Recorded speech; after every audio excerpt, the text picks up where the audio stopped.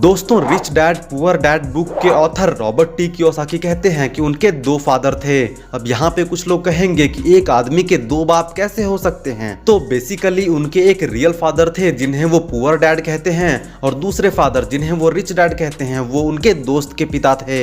Robert के दोनों dad अपने प्रोफेशनल करियर में काफी ज्यादा सफल थे। पुअर डैड बहुत पढ़े लिखे PhD होल्डर और काफी इंटेलिजेंट भी थे, लेकिन वो फाइनेंशियली स्ट्रगल कर रहे थे, यानी कि काफी सारे सिचुएशन में उन्हें पैसों को लेकर हमेशा प्रॉब्लम आती थी, और इसी वजह से रॉबर्ट उन्हें पुअर डैड कहते हैं। वहीं दूसरी ओर रिच डैड हाई स्कूल की पढ़ाई भी पूरी नहीं किए थे, लेकिन फिर भी उनकी गिनती अमेरिका के वन ऑफ द रिचेस्ट लोगों में होती थी। पैसों को लेकर दोनों का नजरिया बिल्कुल ही अलग था। पुअर डैड कहते थे पैसा ही सभी परेशानियों की जड़ है, जबकि रिच डैड कहते थे पैसों की कमी ही सारे परेशानियों की जड़ है। अब ये दोनों लाइन सुनने में तो ऑलमोस्ट सिमिलर है, पर इनके मतलब में जमीन आसमान का फर्क है। और इसी सोच का नतीजा था कि पुअर डैड मरने के बाद अपनी फैमिली के लिए काफी सारे बैड डेट और अनपेड बिल्स भी छोड़े, जबकि रिच डैड मरने के बाद करोड़ों की संपत्ति छोड़े। उनके पुअर डैड हमेशा कहते थे कि अच्छे से पढ़ाई करो, डिग्री लो ताकि एक सिक्योर जॉब मिल सके, जबकि रिच डैड कहते थे कि पढ़ाई तो करो पर ये भी सोचो कि तुम लोगों को अपने काम पर कैसे रख सकते हो। दोनों ही फादर्स की थॉट प्रोसेस एक दूसरे से बिल्कुल ही अलग थी, इसीलिए स्टार्टिंग में रॉबर्ट को परेशानी होती थी कि वो किसकी सुने और किसकी ना सुने, लेकिन उन्हें कुछ टाइम के बाद ही ये क्लियर हो गया था कि उन्हें रिच डैड की ही बात माननी चाहिए। रिच डैड रॉबर्ट को 30 सालों तक सिखाते रहे, जिससे उनकी फाइनेंशियल नॉलेज बहुत बढ़ी, और यही रॉबर्ट कियोसाकी के सफल और अमीर बनने का राज है। उन्होंने अपने रिच डैड से जो कुछ भी सीखा उन सारे लेसन्स को rich dad poor dad book में डिटेल में बताया है। लोगों के उन सभी मिस्टेक्स के बारे में बताए हैं जो कि ज्यादातर लोग करते हैं, जिस वजह से वो कभी अमीर नहीं बन पाते। दोस्तों, rich dad poor dad book financial literacy के बारे में है।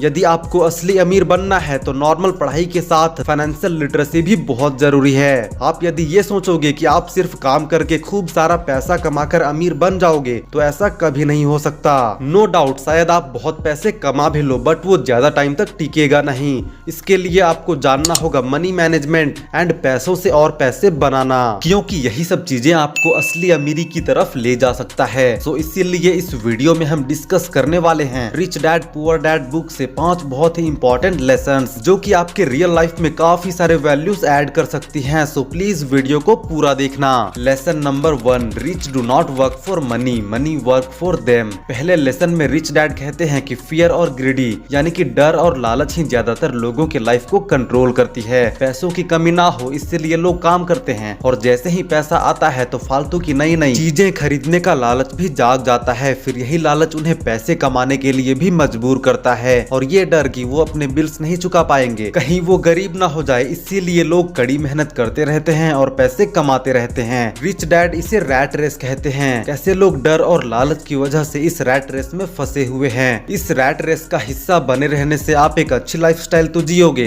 अपने बिल्स चुका पाओगे, लग्जरी आइटम्स खरीद पाओगे, लेकिन कभी भी असली अमीर नहीं बन पाओगे, एक क्वालिटी लाइफ कभी नहीं जी पाओगे। रिटायरमेंट तक डेली उस बोरिंग से रूटीन को फॉलो करते रहना पड़ेगा। सो यदि आप अभी यंग एज में हो और रैट रेस में नहीं फंसना चाहते और कुछ ऐसा करना चाहते हो जिससे आप पैसों के लिए काम ना करो बल्कि पैसा आपके लिए काम करे, तो ये तभी संभव है जब आप फाइनेंशियल नॉलेज लोगे, जिस बारे में हम अगले लेसन में डिस्कस करेंगे। तो लेसन नंबर 2 है फाइनेंशियल लिटरेसी। हमेशा अपने फाइनेंशियल कंडीशन यानी कि आर्थिक स्थिति को मजबूत रखने के लिए फाइनेंशियल नॉलेज बहुत जरूरी है। बहुत से लोग लॉटरी में करोड़ों रुपए जीत जाते हैं, या फिर अचानक से कहीं से बहुत ज्यादा पैसा आ जाता है, लेकिन फाइनेंशियल अवेयरनेस ना होने की वजह से वो सब कुछ गंवा देते हैं, और उनकी कंडीशन फिर से पहले जैसी थी वैसी ही हो जाती है। जिसका सबसे बड़ा एग्जाम्पल है KBC से 5 करोड़ विनर सुशील कुमार। आज ये पूरी तरह से बैंकरप्ट हो चुके हैं, और ये एग्जाम्पल उन लोगों के लिए सबक है जो ये कहते हैं कि अमीर सिर्फ बहुत ज्यादा पैसा आने से ही बना जा सकता है। फाइनेंशियल लिटरेसी का मतलब है पैसों का काम करने का तरीका, उसकी समझ।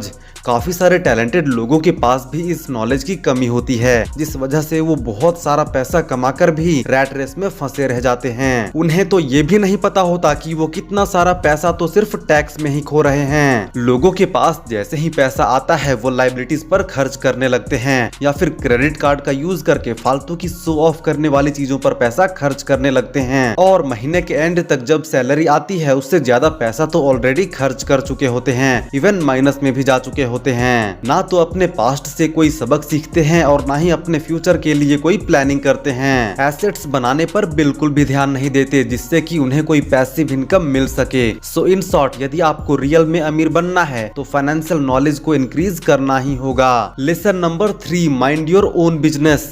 ऑथर कहते हैं अपने जॉब के साथ वो स्किल्स भी सीखो जिससे आप अपना खुद का बिजनेस स्टार्ट और उसे ग्रो कर सको, या फिर फाइनेंशियल नॉलेज लेकर एसेट्स बनाने में लग जाओ, क्योंकि जॉब से उतना ही इनकम होता है जिससे हम सिर्फ अपना बिल्स पे कर सकें। लेकिन एसेट्स बनाने से एंड उसे ग्रो करने से असली अमीर बना जा सकता है। मैकडोनल्ड के मालिक बर्गर के बिजनेस के साथ रियल एस्टेट का भी बिजनेस करते थे। उसी प्रकार रॉबर्ट भी जॉब करने के साथ साथ एसेट्स बनाने में भी लगे रहे, रियल एस्टेट प्रॉपर्टी खरीदना और बेचना, जिससे वो पार्ट टाइम में ही अपने जॉब से भी कई गुना ज्यादा पैसे कमा लेते थे।